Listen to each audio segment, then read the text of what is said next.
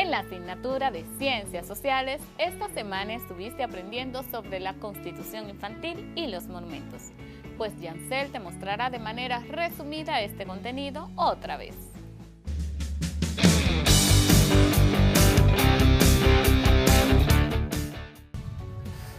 El día de hoy vamos a hablar de la Constitución Infantil. Pero, ¿por qué vamos a hablar de eso?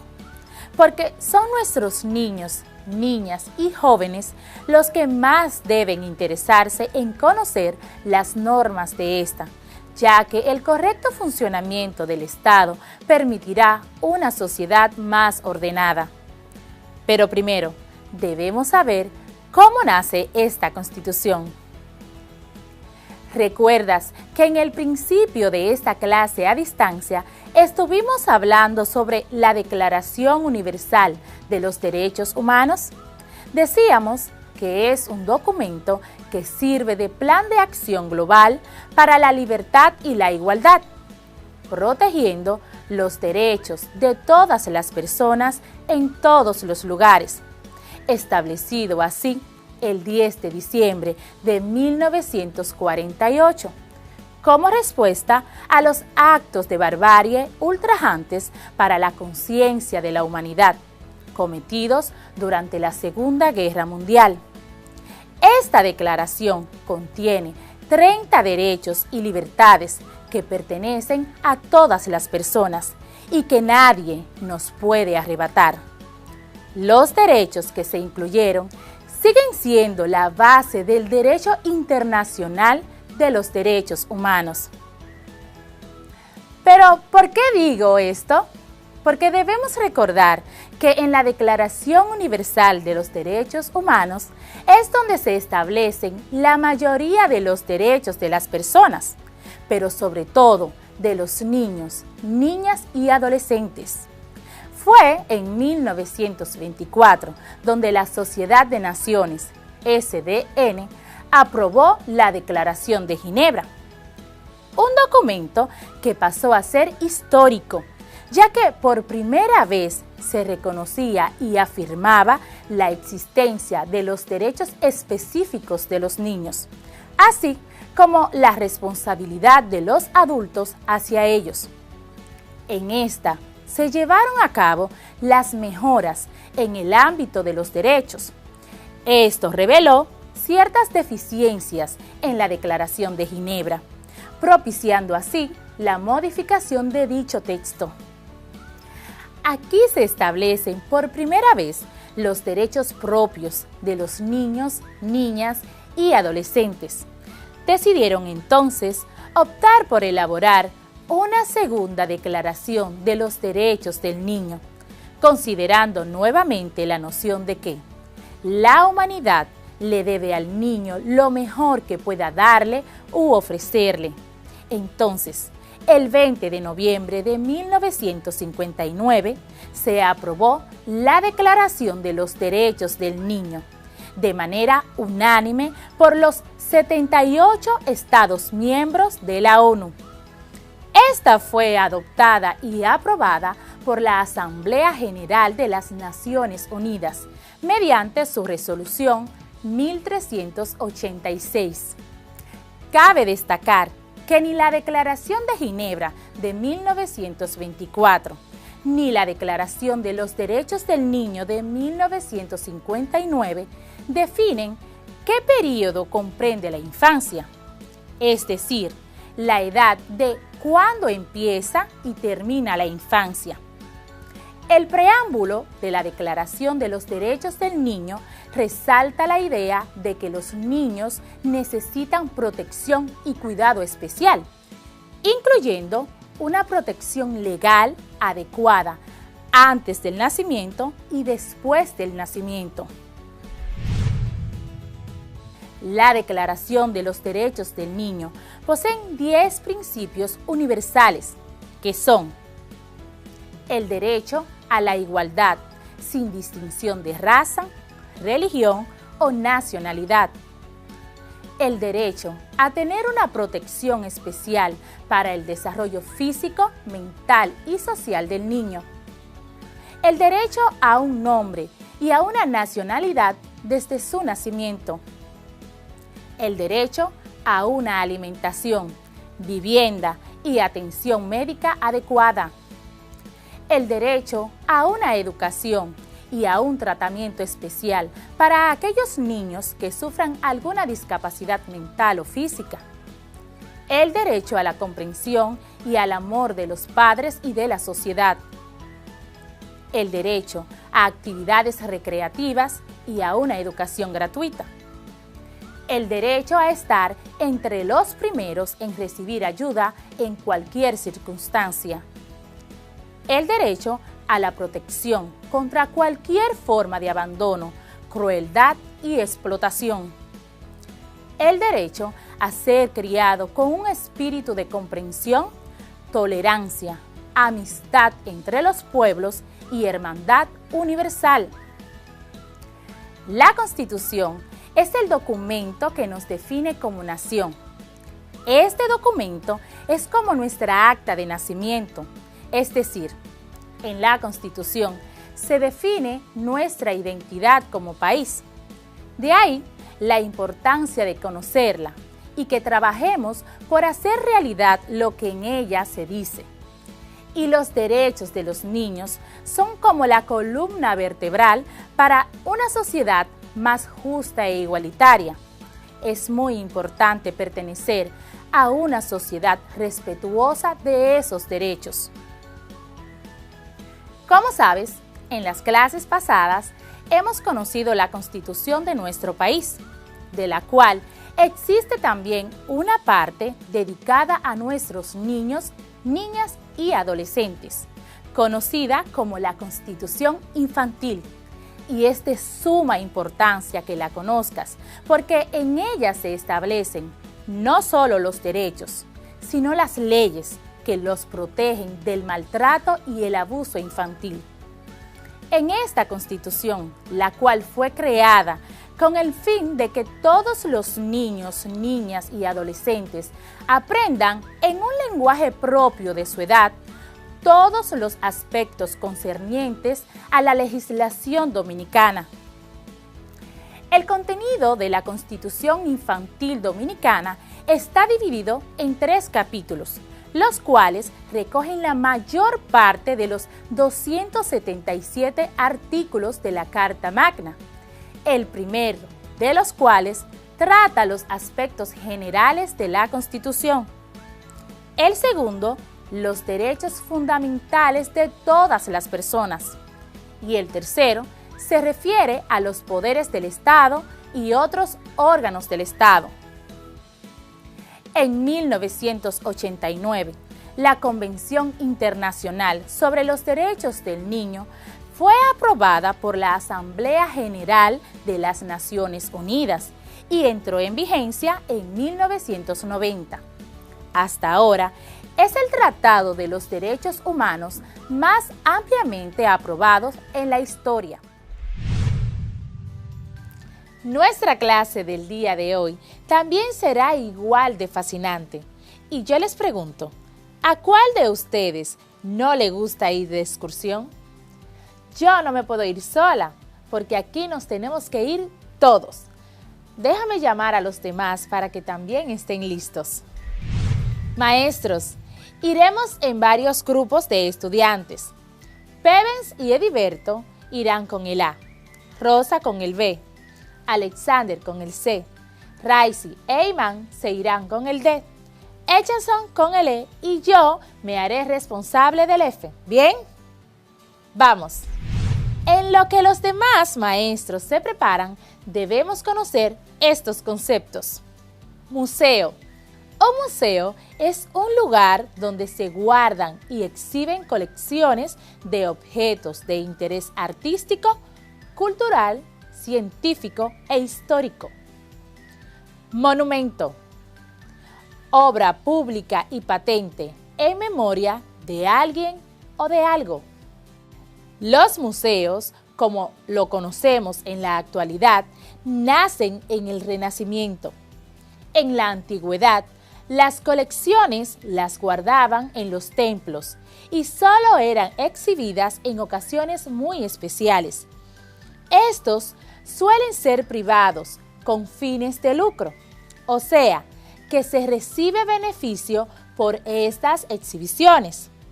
Los museos se dedican a investigar, conservar y exponer colecciones que tienen un valor cultural.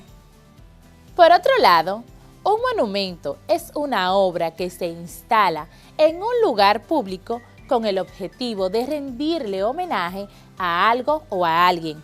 Las estatuas, los bustos y otras clases de esculturas pueden constituirse como monumentos cuando funcionan como tributo a una personalidad eminente o como recuerdo de algún suceso de gran importancia social.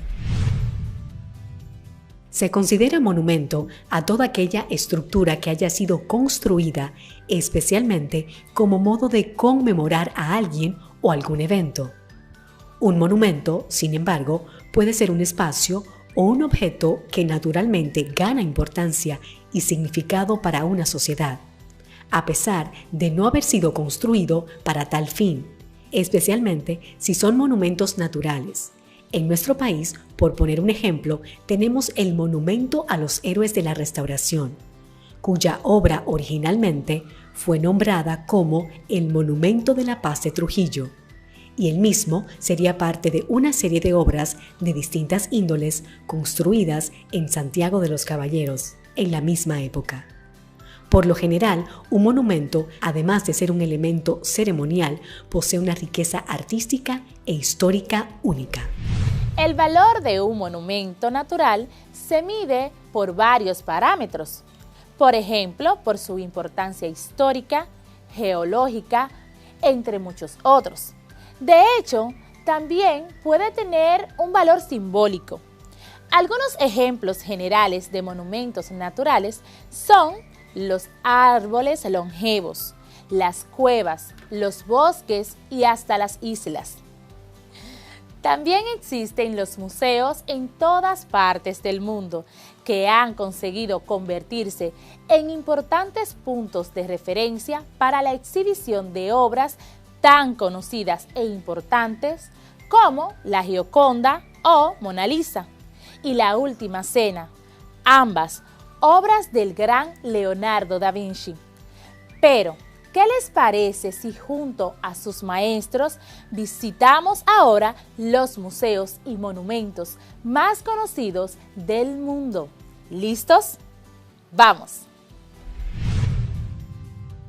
El Museo del Louvre, París, es uno de los museos más grandes del mundo. En concreto, se ubica en el Distrito 1, es decir, en el pleno centro de París, y recoge casi 35.000 objetos en sus 60.600 metros cuadrados, que abarca desde la prehistoria hasta el siglo XXI. Gracias a que cada año más de 8 millones de personas entran en él, se considera el museo más visitado del mundo. El museo se sitúa en el interior del Palacio del Louvre, una antigua fortaleza que fue construida por el rey Felipe II a finales del siglo XII. En 1682, el rey Luis XIV trasladó su residencia hasta el Palacio de Versalles, lo que supuso que el Louvre quedara únicamente como lugar de exposición de la colección de arte de la realeza. El museo abrió sus puertas el 10 de agosto de 1793, con una exposición en la que tenían cabida un total de 537 obras, las cuales fueron expropiadas a la realeza y a la iglesia.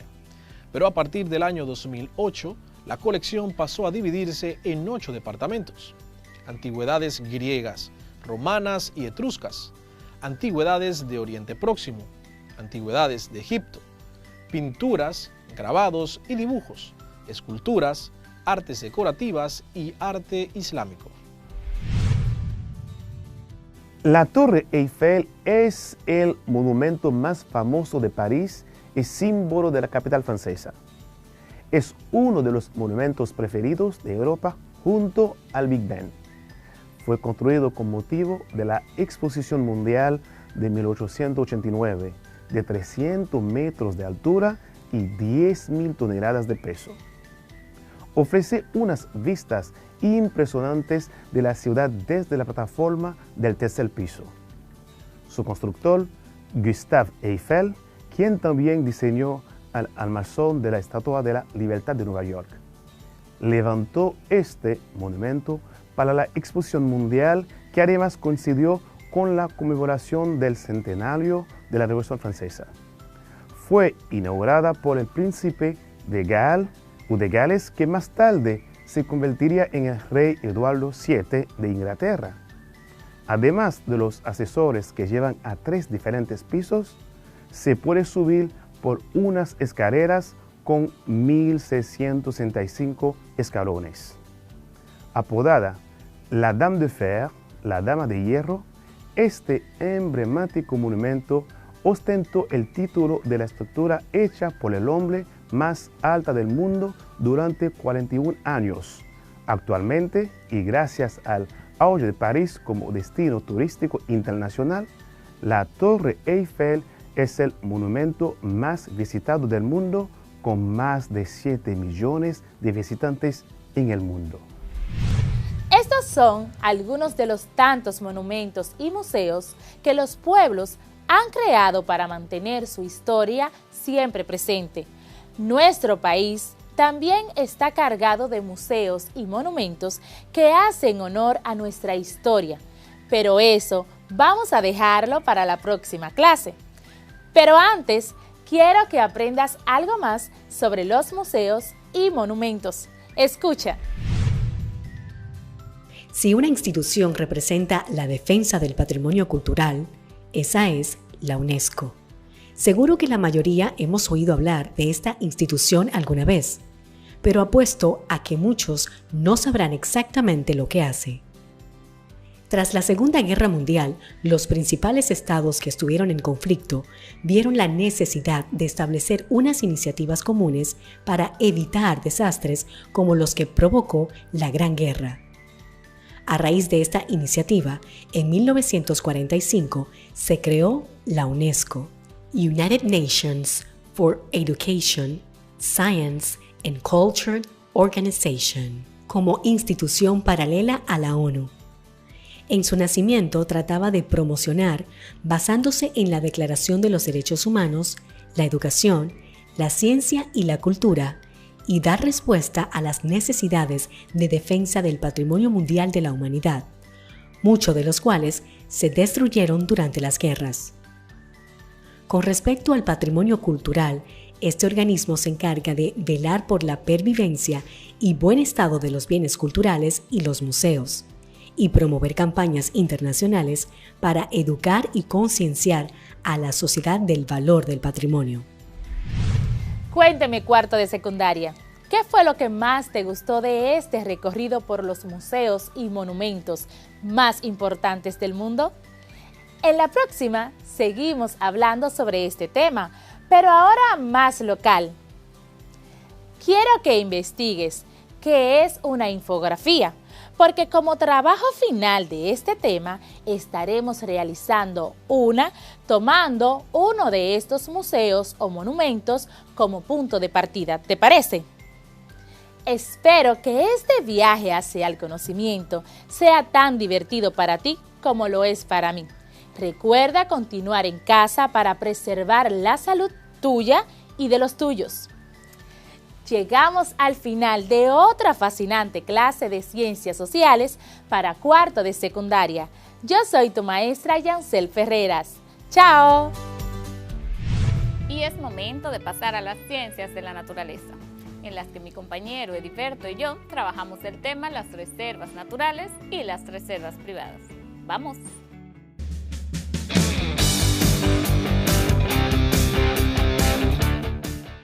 Bienvenidos nuevamente, queridos alumnos, a su clase de Ciencias de la Naturaleza con sus profesores Pevens Serrano y Ediberto Cordero.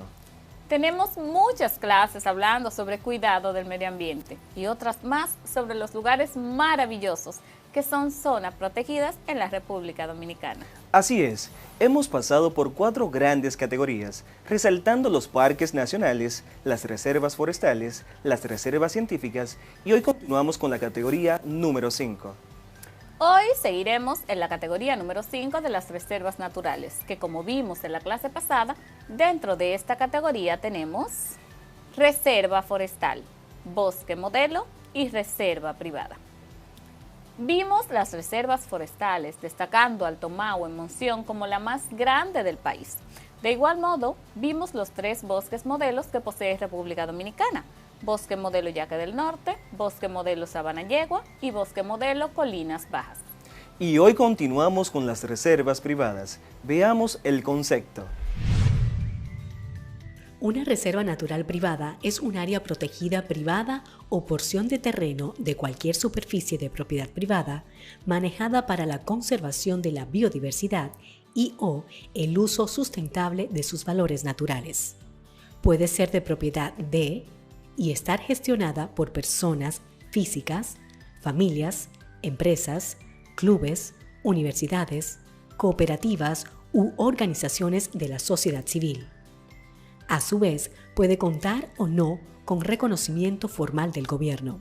Las reservas naturales privadas nacen del interés y la voluntad de sus propietarios por proteger los recursos naturales que albergan sus tierras.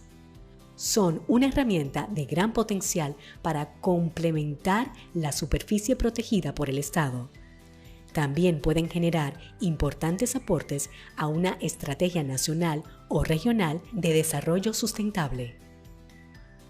En la mayoría de los casos, los privados que crean reservas en sus propiedades compatibilizan la conservación de la biodiversidad con alguna actividad productiva que desarrollan de manera sustentable, en general el turismo, pero también ganadería y explotaciones forestales, entre otras. De esta manera, realizan un valioso aporte para asegurar la conservación de la vida silvestre y el funcionamiento de los ecosistemas. En República Dominicana solo existe una reserva privada, el zorzal, que debe su nombre a la especie que busca proteger. Vamos a verla. Zorzal de Bicknell es una ave migratoria de alto interés para la conservación. Está clasificada como globalmente vulnerable.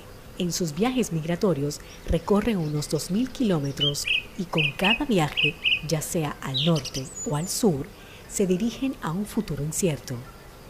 Los expertos califican su canto como uno de los más inusuales del continente.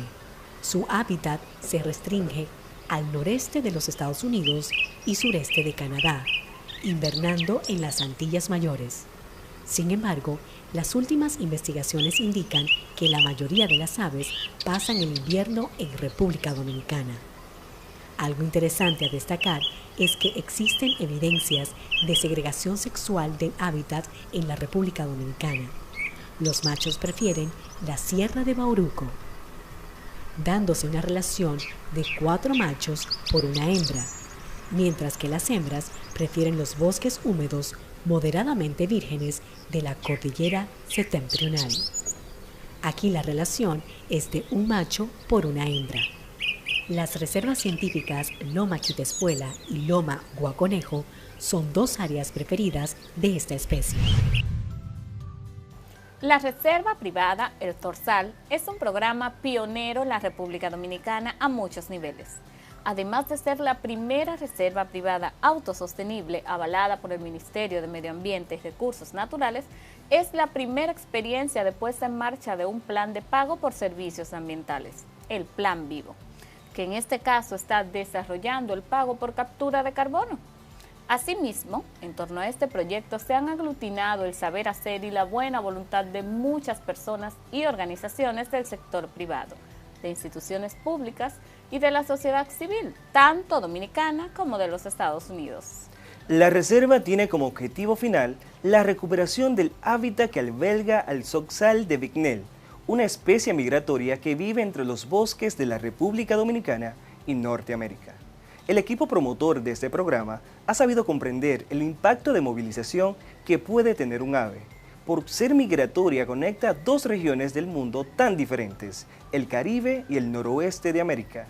A esta característica, al mismo tiempo, tiene la capacidad de reunir muchas buenas voluntades de instituciones y personas de diferentes latitudes que desean poner su granito de arena para la conservación de la biodiversidad de nuestro planeta. Toda esta aventura se inició hace ya unos años, cuando diversas personas interesadas en proteger la belleza natural de nuestro planeta convergieron desde diferentes caminos en un mismo punto: el querer hacer realidad una experiencia que nadie había intentado en el Caribe, partiendo de la protección del zorzal de Bicknell, una especie amenazada por la pérdida y la fragmentación de su hábitat natural, el bosque latifoliado tropical. Paralelamente se inició la búsqueda de una finca que cumpliera con las características necesarias para convertirse en la reserva del zorzal. En esos momentos, la familia Ortega estaba vendiendo un terreno de 450 hectáreas, unas 7.200 tareas, una finca ganadera que se había convertido parcialmente en bosque, ya que el doctor Ortega, a lo largo de los 40 años en los que había sido propietario del terreno, había perdido el interés de la actividad ganadera y había comenzado a plantar árboles a través del programa Quisqueya Verde del Ministerio de Medio Ambiente. Los promotores de la reserva se interesaron rápidamente por conseguir este terreno, ya que se trataba de una propiedad que disponía de más del 40% de cobertura boscosa y que se encontraba en las cercanías de la Reserva Científica Loma Quitespuela. Los inversionistas Jesús y Jaime Moreno, de Helados Bon, amplios conocedores de la zona por su vinculación desde hace años con la Fundación Loma Quitespuela, y Jane Phillips, unieron sus esfuerzos para financiar la compra. Hay que tener en cuenta que en ese momento aún la Ley de Medio Ambiente y las áreas protegidas tenía como mandato crear reservas privadas, pero no explicaba cómo hacerlo y no existía ningún caso práctico en el Caribe.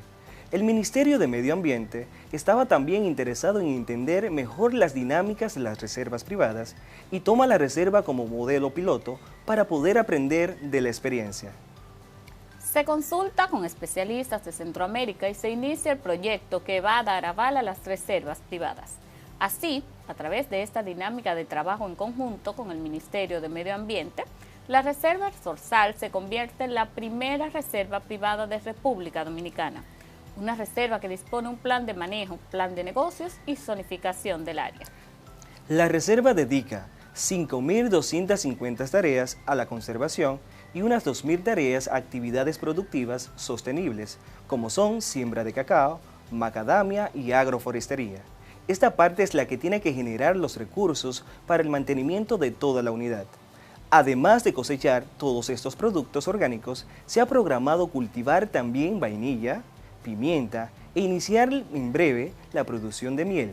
Toda la producción es orgánica, puesto que la reserva está certificada como orgánica. Asimismo, se prevé del desarrollo de actividades ecoturísticas, como son la creación de infraestructuras para la acogida de visitantes, el avistamiento de aves y el disfrute de la biodiversidad presente en la cordillera septentrional.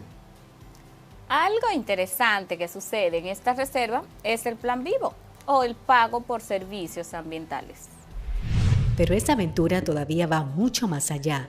Como decíamos al inicio, otro componente novedoso de esta iniciativa pionera ha sido el desarrollo del primer plan de pago por servicios ambientales en el Caribe, el Plan Vivo. Una experiencia que tampoco ha sido sencilla de poner en práctica, pues tampoco existían proyectos de este tipo en el país.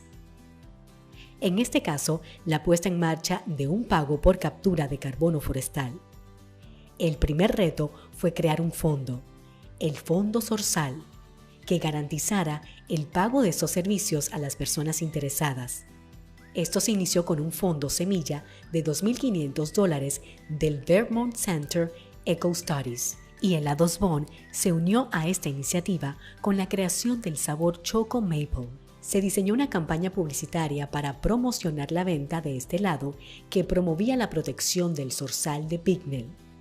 Un ave, dos mundos: el mundo del cacao caribeño y el del maple de Norteamérica. El 5% de la venta del helado alimentó el Fondo Zorzal. Y así como la iniciativa de hacerlo económicamente sostenible fue la base para el desarrollo de nuevas ideas a nivel de mercado, es una hermosa muestra de que cuando se unen voluntades surgen grandes cosas. Así es, Pevens. Y como en este proyecto era innovador, faltaba un paso muy importante, la certificación. Para poder vender bonos de carbono, se necesita un certificado internacional con el que no se contaba aún. Tampoco se disponía de experiencia en esta parte, por lo que se contrató una empresa consultora para que asesorara al respecto. Los consultores aconsejaron entrar en el estándar de certificación de Plan Vivo, una organización inglesa que permite crear un plan de ventas de servicios ambientales. Admite empezar con proyectos pequeños y no solo trabajar con compensaciones por bonos de carbono, sino también de otro tipo de servicios como biodiversidad o servicios hídricos. Se inició la dinámica de certificación por esta organización y una vez que se obtuvo se pudo empezar este proceso. Diseñar el sistema de plantación para recuperar el bosque natural, pero con un enfoque de optimizar la captura de carbono. Con la colaboración de unos especialistas costarricenses, se diseñó una plantación de árboles a diferentes alturas o doseles, con la idea de crear artificialmente la estructura de un bosque real, con plantas propias de la zona. Una vez que se contó con el fondo, la certificación del Plan Vivo y el diseño de las plantaciones, la disponibilidad de plantas con quisqueya verde y gracias a la sensibilización que se había estado realizando con los productores de la zona, se pudo iniciar el proceso de firma de compromisos con los productores que estaban interesados en formar parte de este Plan Vivo. No me digas qué es lo que estoy pensando. Claro que sí. Solo visualiza el espacio. Estamos en el Gran Santo Domingo. Estamos rodeados de grandes edificaciones y tener una pequeña reserva sería tener nuestra propia reserva privada en el pleno Santo Domingo. Pero sabes que el protocolo no es tan sencillo, pero me gusta la idea. Claro, porque así motivamos a nuestros alumnos, personas que nos ven y nos escuchan, a que tengan en su casa pequeños pulmones que así ayuden a limpiar un poco el oxígeno que respiramos. Pues no me queda de otra que apoyarte. Pues tienes mucha razón. Y los muchachos que vayan pensando que todas las plantas que tienen en casa son una fábrica de oxígeno, y así que motívate.